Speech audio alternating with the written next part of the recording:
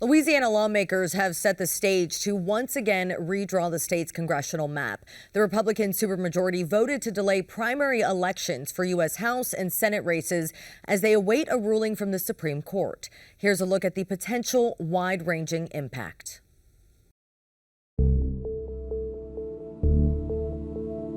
State lawmakers are back at the Capitol for another special session in anticipation of a Supreme Court ruling dealing with the state's congressional maps. Lawmakers moved with unusual speed, passing two bills designed to delay the state's spring primary elections by a month. Under the new timeline, Louisiana's primaries for U.S. House, Senate, and several municipal offices will take place on May 16th. Candidate qualifying shifts to February 11th through the 13th, with general or runoff elections scheduled for June 27th. But as the legislation advanced, frustration outside the chamber, where Democrats and voting rights advocates rallied, calling the decision a setback for voting access and representation. Our voice! Our voice! Republicans defended the change, saying it's about timing, not politics. They argue the state needs flexibility ahead of a pending U.S. Supreme Court ruling that could once again reshape Louisiana's congressional districts. We have a case before the Supreme Court that's a huge case looking at the Voting Rights Act and whether the particular map that we have, which has two minority districts, might not be constitutional. What they're trying to do is buy themselves as much time as they can so that if the Supreme Court does throw it out, they can redraw the maps and add another Republican district. Barry Irwin, Chief Policy Officer at Leaders for a Better Louisiana, a nonpartisan organization that tracks policy and voter engagement across the state, says the choices made in this special session could shape the state's next elections. I think the big thing, number one, is that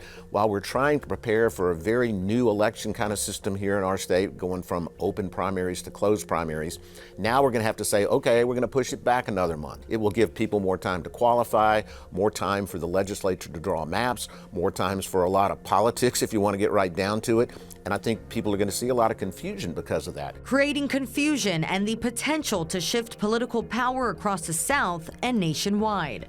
Depending on how they rule on the Voting Rights Act, it could definitely have ripple effects all the way down to the local level. At Southern University Law Center in Baton Rouge, Professor Angela Allen Bell, an expert in constitutional law, has been following the session closely. What I saw coming out of the legislature, what I see as a result of the state's efforts with this litigation is to create a system where there will be factions, to create a system where we are not going to be enriched by the diversity of thought that comes about when we actually achieve a democracy that is inclusive. So this cuts to the essence of the way every citizen wants to experience freedom in this country.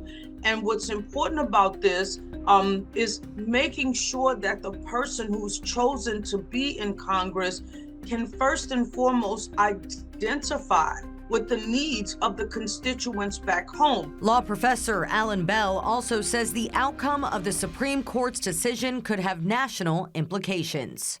This case talks to us about what redistricting is going to mean around the whole country. It talks about race, the way race can play or factor into redistricting. It talks to us about the way politics and political parties can become a part of this redistricting conversation. This case also will decide that.